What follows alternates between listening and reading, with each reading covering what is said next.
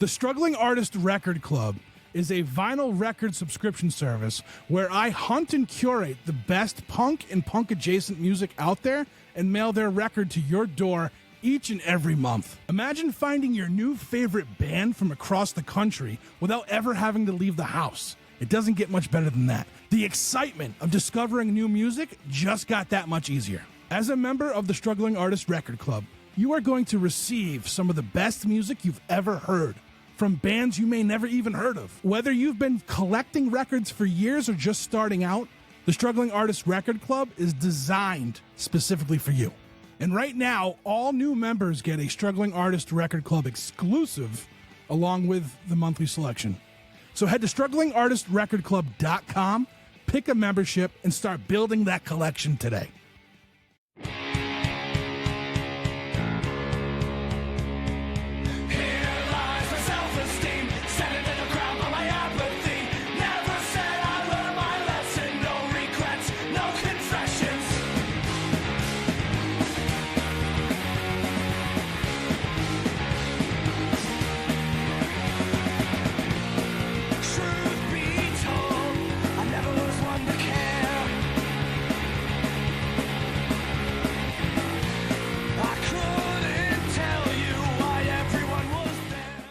Welcome to the show, Jeff and Andrew. First time on. I appreciate you guys coming on. Steve, is this second, third? I don't know. I don't know. Maybe this is the second. It might be the third. I think it's the second. Second. Yeah. I don't remember. I know. Taken by Vultures was on. Then I don't know. I'd have to dig into the Vultures archives to figure out that. But right we'll call it the 17th time. Okay. Yeah. 17th time. Welcome Steve. back, Trev. I mean, shit. Yeah. Welcome back. Yeah. So, I mean, Steve, we've been doing this for like a month now, where all these episodes with about the show on June 13th, and everyone's very excited. Everybody that I've talked to is very excited to get back together to do this for you. You have some juice, my friend. You got some juice over people. It's great. It's I think we talked about this when I was on with the Vultures, and when Ocelot kind of folded or semi-folded, I had kind of like just in a weird place, and I just didn't want to have. I didn't have the time to do it anymore. I didn't really want to do it anymore. It was kind of a big DIY kind of record label where I would just pick and choose what people needed, and I would help them with all of it, and it became a lot. And I decided very quickly that I hate marketing. A lot. I hate it now. I hate having to go on Instagram and repost things, but it's all for for a good cause. So yeah. So I mean, I don't know what it was. I think Jameson and Jeff Brisquet kept saying, "Hey, the Digs got to play. The Digs got to play," and I kept saying, "Well, Andrew's in Nashville and Jeff's in New York, and I have another band now. It's just not really going to happen." But they were like, let's just do something, get something together. And, you could do like pseudo digs, like, Taken by Vultures digs and bring Jeff up or something. And then I was like, well, if we're going to do it, like AMR has to do it. And AMR was like, well, if we're going to do it, Dead Cats Dead Rats has to do it. And I was like, well, if we're going the full punk range, like, then the Hideout need to do it and Oh the Humanity need to do it. And if it all aligns, like if Oh the Humanity couldn't do it, I think we still would have done it as a four band bill. But I'm psyched that they were able to jump on board. It's just the right crowd. Hell yeah. So it's exciting. It's unexpected. It came together in about 6 months, and I'm excited for it. It's for a good cause, and it'll be a whole lot of fun to see everybody. And to get these guys to come back to Massachusetts for once, that'd be nice. I love that the last band you're considering on that bill is the only band that's actually still active. I know. Yeah. Yeah, and they play a lot, and it's great. Like I'm so happy for those guys and where they've landed, and the music they've been putting out is really good. And the three of us when we were doing the Digs, like we came up with AMR and DCDR to start, and the Hideout jumped on board. I think Oh the Humanity kind of came in towards the end of when we were even being a band anymore. But yeah, it's just exciting to get everyone together and to play with those guys again. Right on. Now, Jeff, Andrew, I don't know if you guys know this, but once upon a time, I received a record from a record subscription service that I was part of, and it was the record was called Manic, And I absolutely loved it. And years go by, and I'm doing this like podcast thing, and Jeff Bousquet, I don't remember which one he brought something else, like another record from you guys to the table, and I was like, wait, I know who this band, because I was like, this sounds so familiar. And then I went and I dug out through my bin of records. I'm like, aha, so yes, this is cool. It's exciting. I'm a fan. I actually really enjoyed Manic, and I still listen to it, and so it's this, for me, this is going to be a cool little show on the 13th, because like some of the bands I didn't really know before, and then some that I knew, and I knew they weren't around anymore, and like it's gonna be fun. I think it's gonna be a fun time. So where are you guys now, Jeff? Where are you? I'm in New York City. I've been sort of bouncing back and forth between Boston and New York since the band stopped playing. But I'm back in New York now. Mm-hmm. Mm-hmm. And Andrew? Nashville. Whoa, wow. I lived in Lawrence County, Tennessee, which is like 65 miles of back roads to Nashville. Nice. South of you. I haven't made it out that way yet. Don't. You'll have to give me some recommendations, places to check out. Yeah, that was a strange place. I've talked about it. Like we had the Amish. The Amish was like in Etheridge, and then you had like the hippie farm in Somerville, and then you had a bunch of cults all over the place, and it was very, very strange. It was a very strange place. Nashville was fun though. Nashville was fun. Yeah. We stuck around, and like I liked Midtown more than like like the honky tonk shit. Yeah. I'm not a big honky tonk gal, but Roberts is fun downtown, but that's about the extent of my honky tonk adventures. What brought you to Nashville? Oh man, just needed a change, Just wanted to get the fuck out of Boston, see what the fuck else is out there. Yeah. I've seen it now, and I'm good. I'm pretty sure when we were first starting as a band and we chose the name The Digs, there was nothing on the internet that said The Digs existed anywhere. We were like, great, we'll choose that one. And then like the second a URL was created, it was like, oh, there's a Digs from Tennessee or something like that. And I'm convinced that Andrew moved down there and he's playing in a band called The Digs down out of Tennessee. Either that, or I have no recollection of that. He may be hunting them for sport. He's been known to do that from time to time. Huh? Right on. Now, are you guys in Jeff and Andrew? Do you guys play music still, or outside of like what's going on right now for the Digs? Or I'm in a Guided by Voices tribute band, having a lot of fun with that. Nice. We're writing some original shit as well. What is Guided by Voices? I'm sorry, what did you just say? Should I know who that is? Get the fuck out of here! How do you not know who Guided by Voices is? I have no idea who they are. I just looked them up. Oh, they're a rock band. Well, they get a million songs, so you got a lot of work to do. Yeah. Well, I mean, if anyone's gonna learn a million songs, you're the guy to do it. That's for sure. I'm the guy. Working on it. Getting there. And you, Jeff? Let's see. So, I mean, I was doing a lot when we were in Boston. I was doing 2, full-time tour or gigging bands at the time. And then when I left Boston, I just totally crashed. I was, totally burnt out on it because, I mean, nothing burns you out faster than the things you love. So when I first moved to New York, I didn't touch the guitar for a year, and then COVID happened. And so during COVID, I wrote like crazy. I probably have about 2 albums worth of material written at this point. And then I popped back up to Boston for a few years, and Steve and I kind of tried to get something going, but it just never quite sank in. I think maybe just because, I'm not 20 anymore.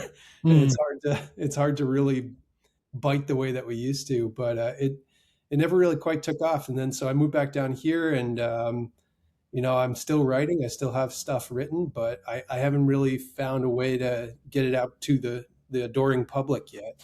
I'm convinced it was the it was the Critical Role fame that ruined both of us, because that was right around 2016. We stopped being a band in 2017, and we were just D&Ding constantly. Yeah. To like separately, I don't think we ever really even played a game together. Maybe we did one. We did one shot. I think, yeah. But like it was just like running our own games constantly, and that's the only thing we were focused on. And then the pandemic happened, and dug even deeper into that, just over and over again. Well, I think probably what happened is that the devil claimed our souls, and we turned our back on our Lord and Savior Jesus Christ, and got too involved in D&D, and went down that rabbit hole, and now we're being punished. I started playing nerd shit. I started playing records backwards and hearing the word of the devil, and that was it. Hold on. Is that why, Andrew? Is that why you're in Nashville, to repent? Did you go there? I'm trying to get away from these satanic nerds. Not far enough. Oh man, that's great. That's great. Steve, I don't think I knew that you rolled the dice, man. Yeah, I'm sure Jeff has his own story, but like I was told, hey, check out the Adventure Zone, and I checked out the Adventure Zone, and I was like, what is this? Holy crap! And then I got so deep into it, and like that was a D&D story that like I like legit cried sometimes. Like it was very emotional. It was really good, and it just sucked me in. And then so I dove in real fast and real deep into that. I've been a DM for, I don't know, since 2016. I have multiple campaigns running right now, 2 at a time, which is very annoying but fun. But one of them is like a continuation of a previous campaign that ended. I have a whole world being built out of it. It's pretty intense. I played D&D once in it was like 2022. And I'm like, oh, that was fun. Like I write and I'm like, this is storytelling. Like, why the fuck did I never play this till now? Mm-hmm. Right. I've only played it once. And then last year I decided I was like, I built a campaign and I didn't do anything with it. And I'm like, all right, this is cool. And then I thought of an idea and how come there isn't like a tabletop RPG for Stephen King? Like he's got an entire macroverse of property, and I made one. So I made a game last year. I spent about 5 months building this the bones to this game that I can never sell because I don't own any of his properties, but like it was fun. And I had two groups that play tested it for me, and it was a lot of fun. I haven't done anything with it since then, but you son of a bitch, I'm in. Yeah. Yeah, Steve, you're like raising your hand the entire time he's talking. I just need I'm in. About this right on.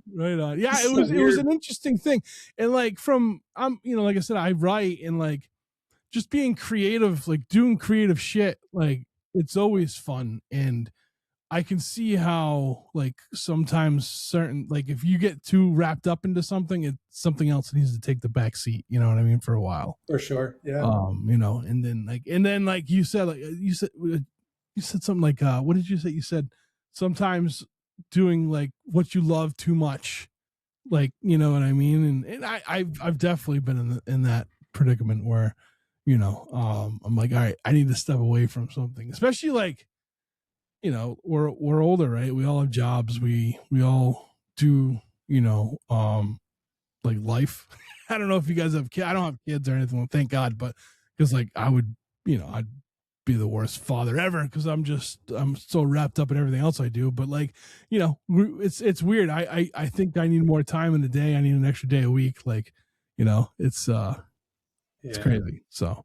But yeah, that's cool. I didn't know that. I didn't know that Steve, that you were involved in that. That sounds like you got a lot going on with that too, then, huh? Yeah, we can never get Andrew into it for some reason. For the record, they tried. I never did that nerd shit. Not once. Yeah. That's wild though, because not only, is there a D&D connection for the 3 important people on this call, but also Steve is a huge Steve King fan. Dude, 98% of my tattoos is the Dark Tower. Really? I had no idea. I didn't know that either. That's crazy. That was when I knew I had Steve in the band for sure, was when I came with the lyrics for Gunslinger. Because then he's like, oh, it's about this. And I was like, well, not really, but okay. It is now, motherfucker. All right, so tell me about the genesis of the Digs. When did this band, like, when did you guys get together? Why? So this is fun. I'm going to take this one. You guys jump in if you hear anything. But so Trev, I've been listening to the podcast because we're the youngest of this cohort by a minute. Like our band really kind of came up with Ocelot, but by the time that we started playing with DCDR, those guys had probably been in it for a decade. Um, so I wanted to listen to the podcast to hear their stories because I realized I didn't know how any of those bands started. And the thing I've come away with is we are by far the messiest in terms of our origin.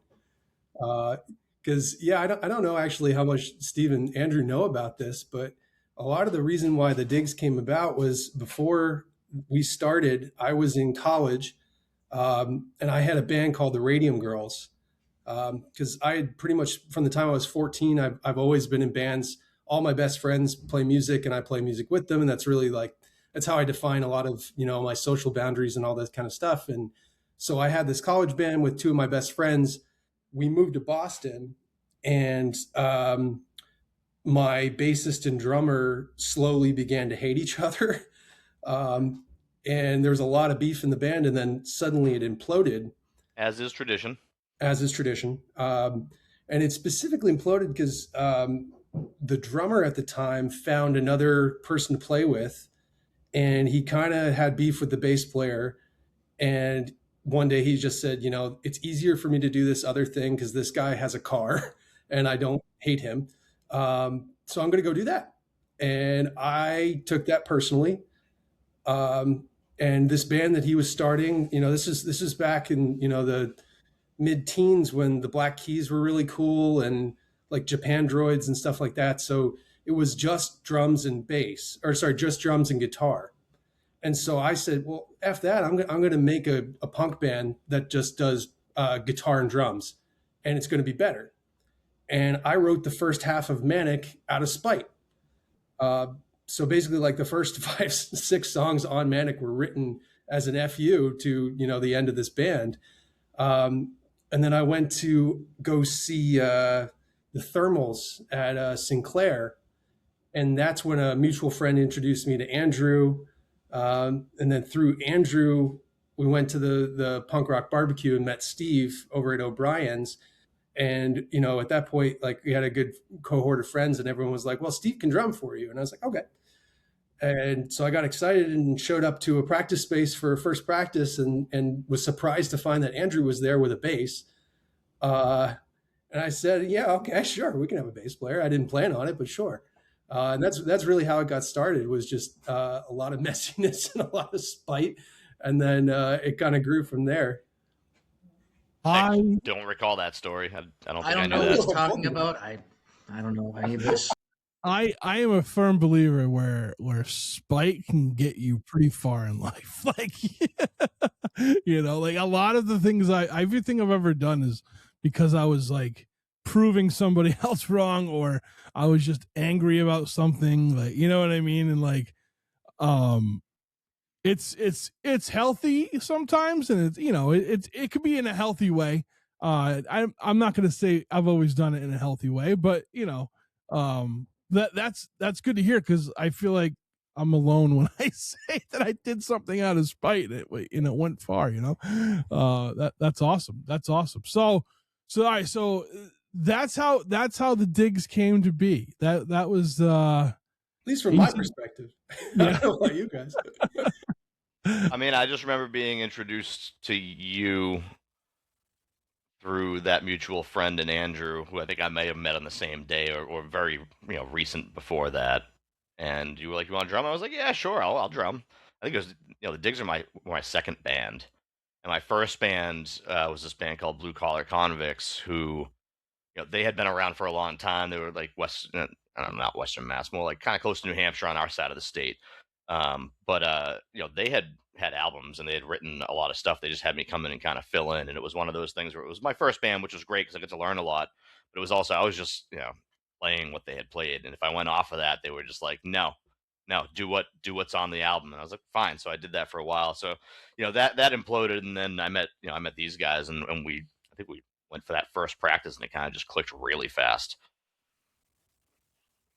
Right on.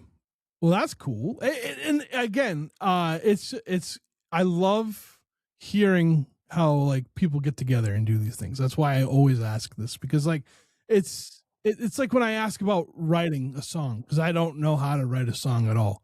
I write a billion different things. I can't write a song, but there's never one like one uniform answer. Everyone always has a different one. So I don't think it's that messy. I don't think it's that messy of a story. I think so. But let me ask you this: so, if you're not playing like currently, if you're not out there like doing the thing, but you're still writing and stuff like that, like do you like is it the writing process that does it for you, or like are you missing the next part of that, right? Like the camaraderie of a band and playing out live and all that stuff. Yeah, I mean, I definitely recently have really come into the appreciation that I am missing it quite a bit. I vibed a lot with what Ryan was saying last week on the podcast about, you find creative outlets other places. Like, I was pleased to learn that he's a welder now. I've got my own stuff going on. Like I like machining a lot, way too much D&D and, all sorts of other stuff. But yeah, I mean, there's a catharsis in writing for sure. But I'm personally, I'm getting to a point where it's, I've got, multiple albums worth of material that, 2 or 3 people have ever heard. And at some point it starts weighing on you that it's ready to go and no one's hearing it and you're not doing anything with it. It's kind of like having like a nice car in a garage, like what the hell is the point of having a beautiful car if you don't take it out of the garage, Yeah. Right on. Yeah, I totally understand that, because I spent years not doing anything with my writing, and now like I'm slowly at 45. I'm slowly like, all right, maybe this needs to come out. You know what I mean? And like, it's something I never really thought, because like I'm like I always was like I write for me. I write for me. I write to get out all the crazy, and like that's it. And like, but like now that I'm like beginning to kind of like over the last couple of years, like sharing a little bit here and there, I'm realizing like, oh, this is part of it, right? Like this is part of that, so yeah, I get what you're saying there. Well, I hope you find a band. I hope you be able to do this. I hope, cause like I haven't heard any of the stuff you've written outside of the Digs, but I love the Digs. So I think you have a knack for whatever it is that you're doing, So, yeah, that would be fun. Yeah. So Steve, like I know. So I know the story. Jeff and Jameson were bugging you about doing this thing, right? And like you just like did it just wear on you? You're like, all right, fine, we're doing it. Like kind of break it down a little bit. Go a little deeper if you can. No, I mean, well, the Digs were the first band where I had any creative input. Jeff came to the table with a lot of songs kind of there, and then Andrew and I did a lot of work to kind of help him kind of put some of those pieces together. And some songs were just flat out ready to rock and roll, and we didn't change anything. And some things we kind of worked on, and it was fun. So like the Digs have a super special place in my heart, and these two guys are my brothers. So like it sucks that they live far away, and it sucks that I can't travel much because I have a hard full-time job and a kid and wife and all that stuff. So like I don't know, just being able to get back together with the band is great. And, Jeff and I think I pulled Jeff in a couple of years ago, and Taken by Vultures we did like a double. I don't know if it was a double show. It was whatever it was. We did a show, and it was Taken by Vultures as the Digs, and Jeff came and frontmanned the whole thing. No guitar, nothing. Just sang. He sang all the songs, and Vultures learned them all and played them all, and that was a lot of fun. And when we're talking about this thing, my biggest piece of this was like, if Andrew can't do it, we could ask Frank to do it, but I would rather Andrew be there. Like if the Digs are going to do a show, I want it to be the Digs, right? So if Andrew was like a hard no and we needed like the band, I probably would have been like, sorry, Andrew, fuck off. I'm gonna get Frank in here and we'll do the thing. But I'm much happier this way. So for the Digs, it was just exciting as an opportunity. So yeah, Jameson and Jeff kept asking about that and whatnot, and it kind of kept kept thinking about it, and I was hemming and hawing on it for probably about 2 years now. And for me, I'm sorry, Andrew, because this is going to hit home. But my dad passed away a year and 3 months or so ago. And ever since that happened, he died of a very rare form of cancer. Uh, and Dana Farber was like, they were awesome, right? And anything I've done, whether it's a Spartan race or just general donations when I have a couple extra bucks, it's all been going to them. So I was like, you know what? Now's the time. I need something else to do. I want to get the band back together. I want to get all these guys in a room and have all the other bands together. We'll have a nice time, and put the money towards something good, right? And I've had a couple. So I ran a couple Spartan races, and the last one I dedicated to it. And I raised like $4 or $5 grand. And right before the race, I hurt myself, and I was unable to race, which really sucked. And I still can't really race. To make up for that, or B, to like have another one where I get more people to donate the money. But I can play drums, and I can put on shows. So I was like, this is kind of like the opportunity to still do something this year and still get some money, donated to that cause. That's kind of what really kicked me in the ass for it. But also, Jeff and Jameson would ask me every 3 to 6 months if you want to do a show, and eventually I was just like, fine, fine, we'll do it. Yeah. That's it's when you and I first started talking about this, so we met and you were telling me everything, and like it's an awesome thing to want to be able to help a foundation that helped a family member, you know what I mean? Well, I mean, I think of it like this too. Even if that hadn't happened, I was never a big donator unless like a personal thing came through, like a friend needed something or whatever.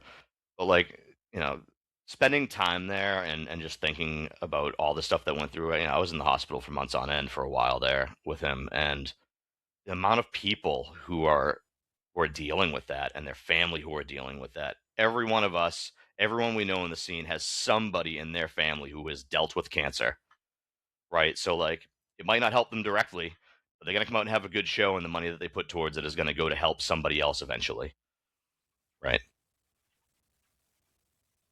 Coming back to play the show, is this like how are you feeling about that? Is your band that you're in now, are they cool with that? You know what I mean? Like, it's a pretty serious band that you're in, you said, right? Yeah, no, they don't give a shit. They don't give a rat's ass. No, I mean, we're doing fun shit, man. We're playing Heat Fest this year up in Dayton, and Uncle Bob came and saw us play at the basement a couple months ago. This sounds like I'm just putting words together that don't make any sense. Well, I even see on Jeff's face right now, neither of us know who Uncle Bob is. Yeah, well, you guys play Dungeons and Dragons, you fucking dorks. Listen, this is a very cool thing, Guided by Voices, this band. You don't know anything about it. That's okay. You should look into it after this. Who's Uncle Bob? The singer, Robert Pollard, the singer of the band. The singer of Guided by Voices came to see the Guided by Voices cover band. We played on the stage and play with you guys. All right. I'm going to level set for everybody. Guided by Voices is an American indie rock band formed in 1983 in Dayton, Ohio. Thank you. Okay, yes. I know who Guided by Voices Wikipedia. is. I didn't but know. Anyway, we don't play that often, so yeah, it's like a fun thing. But me and the bass player singer, we're starting to work on some originals. There you go. So yeah, hoping to get some shit recorded soon. Start playing out here. Man, your name's not in the member list. I don't know if this is real. You're breaking up, huh? Wait, of Guided by Voices, because I can't stress enough that he's not playing in Guided by Voices. It's a cover band of Guided by Voices, correct? I'm in Guided by Voices. Did you not know that? Huh? I thought you said it was a cover. You never told us this. No, god damn it! I wish I was in Guided by Voices. Jesus, it's a tribute. This is like every time we have ever been in a room together, everything goes off the rails so fast. This is the most I've ever said. What's the name of your cover band? Hold on a sec. Hold on. Are you looking up the name of your own cover band? Did you guys hear that? Guided by Choices? Hold on. I hear mouse clicks. It's called I had a fart thing up here. You couldn't hear it. It's called Dumb Charger. Dumb Charger is the name of the band. We got a thing on the internet there. You can find it. Nice. Yeah. Nice. Is Andrew, for you, is there a difference in like writing original songs and playing in a tribute band? You know what I mean? Like, is there two different things? I mean, I'm learning all the lead parts, like the lead guitar parts. So it's always great to get inside someone else's head as a writer. I try to write parts that like fit to a song. I think Doug does a great job of that in that band. So it's been really cool to learn his parts. And I think that kind of transfers over when you're writing your own stuff. You always kind of keep that in mind, picking up little tricks here and there. So, yeah. I think so. Like I know plenty of people that are in tribute bands or cover bands, and like it pays the bills, right? Like that's like at the end of the day, I know people like I know someone out this way who like they do the cover thing, but they'll like sprinkle in like one of their songs here and there, and like people will start learning their songs, right? And that's a really cool way to do that. But like no one, like I don't know, no one ever like really talks about like playing cover songs pays the bills. Like you make a living doing that. You know what I'm saying? And like I grew up in a tourist town, so like on the beach in Rhode Island, and like to get original music there is like pulling teeth. Like no one wants to hear that there. They want to hear the hits. They're on vacation. They want, you know what I mean? And for me, like I always looked at it like why? Like but like there's a place for it, I think. And I think doing it well, it definitely translates, like, cause you're if you can put your own spin on something too, right? And like kind of not make it your own, but like, make you known for like in that realm, right?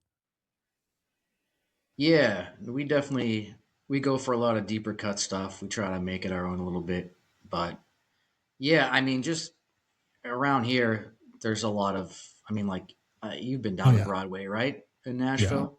Yeah, it's all cover bands. I mean, those guys make pretty decent money. It's a grind, they playing really long sets. I know a couple guys that do that and have done it. They don't do it anymore. Some of them just because you get burnt out doing it, but you can make pretty good money doing that. It beats working in a fucking office. So I was thinking, it makes me think of our mutual friend Chris McKenney. Like I'm pretty sure that he's friends with AMR guys as well. I think he grew up with those guys, but like he's in a wedding band and they know hundreds of songs on demand, and like that's all he does now. He just does weddings and makes his living doing that, as far as I know. But you go to any cover show in like anywhere, even around Boston, if it's just like a straight cover show and it's top 40 or something, that house is packed, guaranteed. Cool. And they're paying good money for those bands to do that if they're a good band. Yeah. You got to work your ass off to get originals that people want to see. I remember there was a place in Nashville. I don't think it's there anymore. It was called Paradise Park. Yeah, I don't think that's around anymore. It was like a trailer park themed bar, and they had their band stage was like the shell of an El Camino. Nice. Yeah. So that's cool. That was it. Like when we went out there too, like that, that's like, if you're a good cover, if you can do covers really well, you'll go pretty far.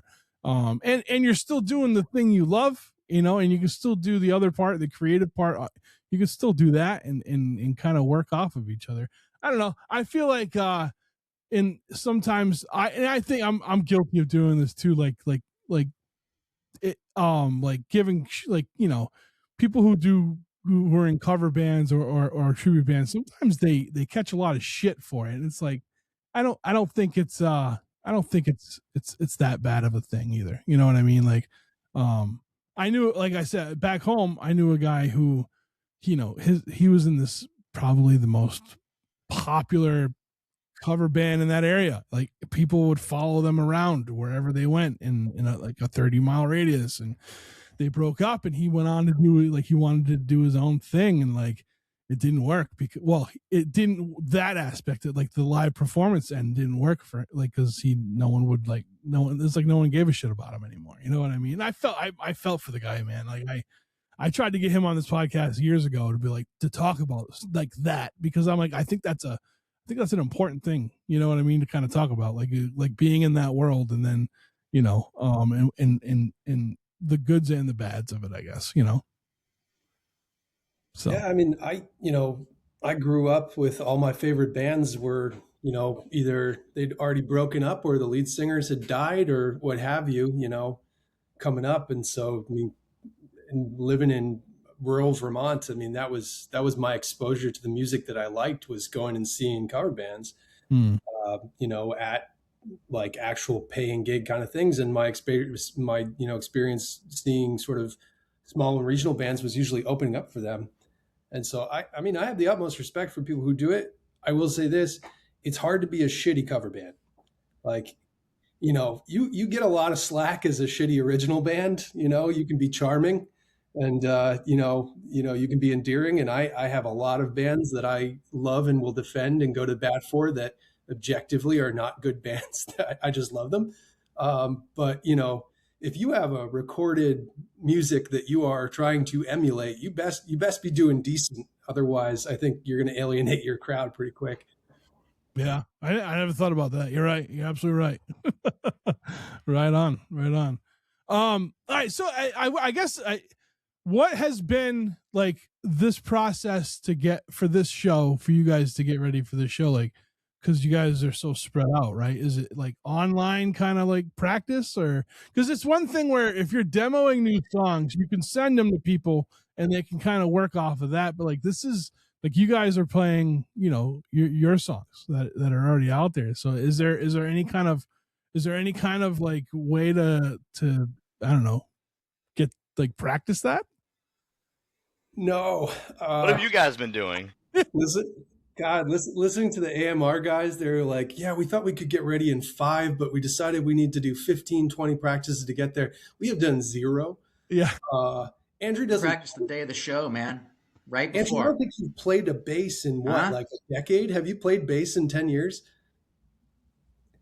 I do still play the bass. I enjoy playing the bass guitar, and I will still play it. Interesting. But I will say it was interesting trying to relearn all these songs, because there's a lot of little like fills and shit that I was playing before that I fucking forgot about, and just had to relearn them all, and like kind of building up that dexterity in the picking hand to be able to play the whole, which I still haven't done yet. The next 2 weeks is just going to be me doing this, like all of my free time is just playing this set back to back, white knuckling it to get ready for this. Yeah, so that's how we're practicing. And I've got a crutch, which is that Steve's brother Matt is going to play with us, and he's good at guitar. So the last time that we did this, last time we played dig songs, I just didn't even play, and that was awesome. I just sang them. And so, I mean, I think that's sort of, for me, that's the ripcord, pull the shoot in case of emergency, is I just won't play the guitar. But I don't know. I've been playing a little bit on acoustic here and there, and they mostly are coming back, which I was pretty surprised about. I was pretty happy about that. Yeah. Dude, Cool. all you need to be able to do is like our Digs tradition. If you can start the song, then you just get the song started, and then you don't have to play anymore. Matt can take over from there. Yeah. Getting him to be able to know what's on point. He's doing real well. I've been playing. I mean, I have a small handful of Dig songs that are part of my everyday going to the Vultures practice warm up. So certain songs I just play all the time anyway. All the ones that are on the set list are not any of those songs. Yeah. I've been going down once a week, or at least before Vultures practice, and busting out the set list once or twice. And then my brother and I went down last week, and we're playing to the music or whatever. We turn it down real low, so it's just kind of there to do a thing. And in some cases, it's great. In other cases, like some of it wasn't really recorded on time very well. So, there's a little bit of wonkiness. But yeah, like Andrew said, we're gonna we're gonna get in the room that day, like the day of the show, and practice and load out and go. I'm not worried about it. I think it's gonna be great. Yeah, I think it's gonna be awesome. I think it's gonna be awesome for you guys. Andrew, are you driving back or are you flying back? Fuck no, I'm flying. You are. Yeah, You're man. smart. I always drove. I always drove.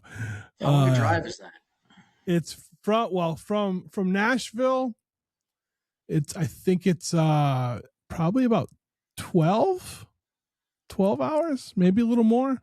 I don't remember. It's been a long time since I left in like the right before. Well, I left in 2019 before like COVID started really like getting talked about. So and I went to Pittsburgh from there. But yeah, I used to make the trip. I used to be able to do it. I did it the first 2 times. I did it in one shot, like without like just stopping for gas. And I was like, yeah, this is awesome. And then we had a Christmas party at the, so I went down there to open a bar and restaurant for a friend. And it was in a town that was like dry county until like 2 years before we got there. So at our Christmas, it was our first Christmas party. And someone brought a big old thing of moonshine and we drank that. And I didn't leave. I left way too late the next day because I was still woke up drunk and stuff. And I made it to White City. So, I mean, I was still in Tennessee when I stopped the first time.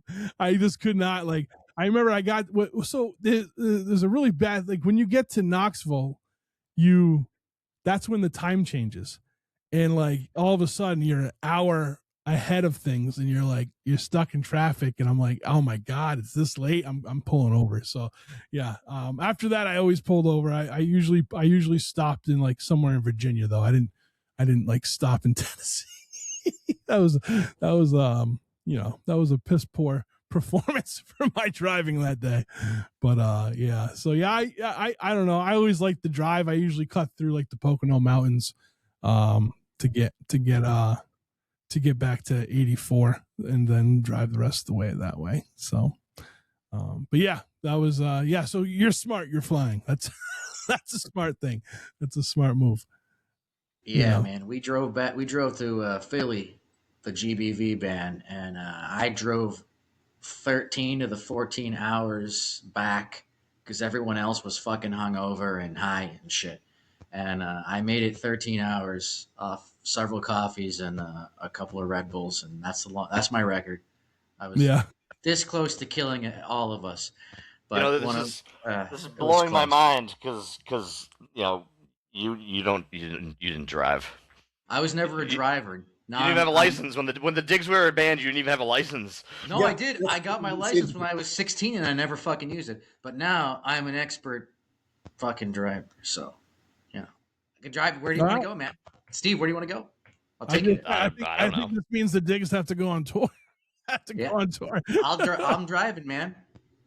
Well, the Digs will get back together and go on tour if, and I know he's gonna watch this. Nicky Illick puts on another show in his backyard. Ooh, he'll do it. Oh yeah, that would be amazing. That's where I met Steve. That's where Steve and I first met was at the last one, right? It was the last one. Yeah, it was the last one. Yep. And the last one, there was a small storm. A tree branch fell on my car. It was a good time. Yeah. The police showed up. The first time the police ever showed up. That's right. That was the first time the police ever showed up. Yeah, they weren't happy. That was incredible. Some new neighbors must have ruined it for everybody. Yeah. I'll never forget. They were walking up the driveway while Coffin Salesman was playing, and as they approached, Arya, I swear Arya looked at him. He says he didn't. He said, I didn't even know they were there. He looked over there and then face planted into the cymbal, the drum cymbal. like on purpose. And I was like, and then the cops weren't there long after that. They were just kind of like, what the fuck is going on? But I thought that was a strategic move, but I guess it wasn't. That was rough too, because it was that was the last set of the night too, wasn't it? And they had to cut their set early. Was that what it was? I think KCUF did something like an acoustic thing after, but yeah. That was an awesome time. I'm all for that. if Nicky's listening, but Nicky, bring it back. Yeah. I don't know. Guys, I gotta say, I am excited for June 13th. I'm excited, even more after talking to every single band. Steve, I want to personally thank you for having the labels for the time you did and bringing these bands together. This is going the opposite direction because I should be thanking you no, for doing all of these interviews and getting on board and helping out with this because like I said, I hate marketing, and you've done so much work with this, and you've been into it wholeheartedly, which I really appreciate, and I know the bands have too. So I'm just giving back to the music I love. That's what I always say. So, and like I don't think I feel like I dropped the ball because I never made a video for you. Like I really wanted to make like an ad for the thing, but I got the audio one up, and the audio one I think came out pretty good. So, well, you're welcome, and thank you very much. It's okay. I recorded videos of me drumming to Dig songs, and then I realized that they were in headphones, so no one else could hear them. So like I would have to plug them into a system and try to line it up. So like Andrew's doing it the right way, where he's getting on Instagram now, and you don't see his face at all. It's just like neck down with the guitar, and his hand moves so goddamn fast. Yeah. I don't know what the hell is happening, but you did some Dig songs.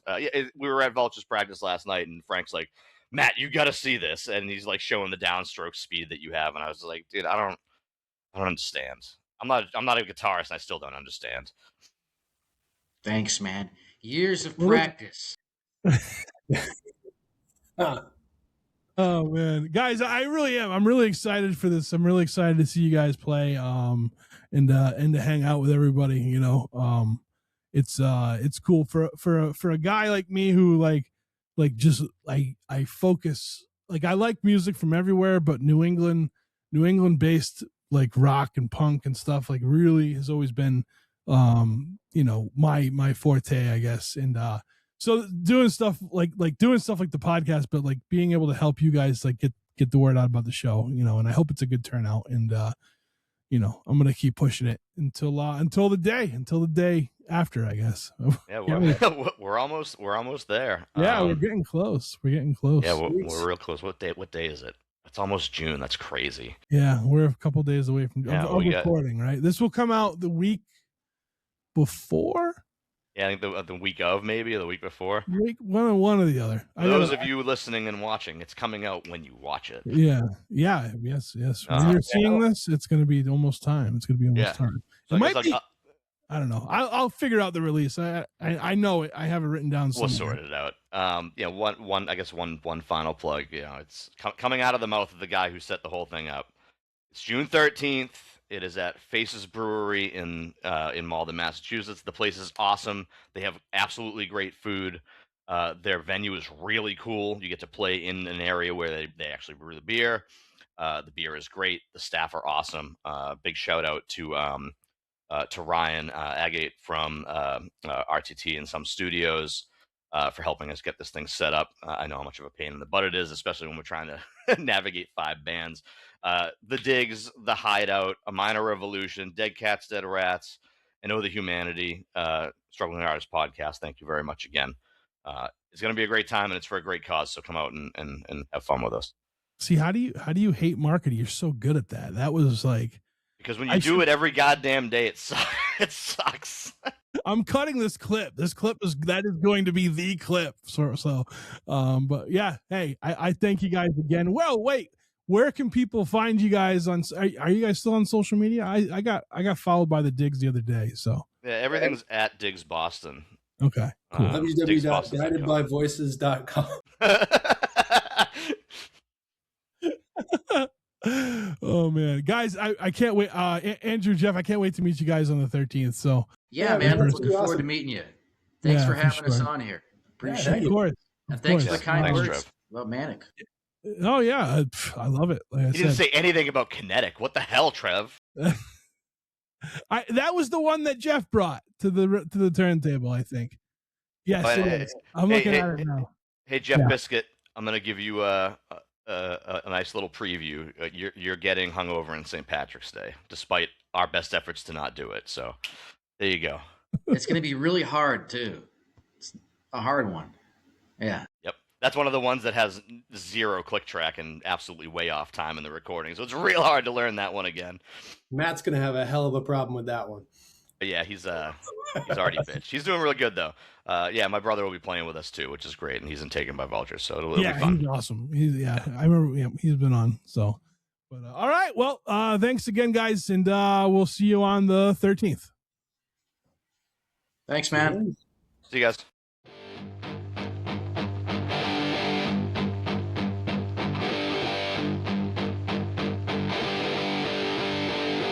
Well, my buddy calls me up and says we've got some hell to raise. Said I'm down to drink some beer just like the good old days. He says come down to Austin, yes, it's sure to be a blast. But fuck taking the beeline, yeah, on second thought I'll pass. Cause I can't afford a taxi, I don't have a car to drive. Let my bike get home because I like to stay alive.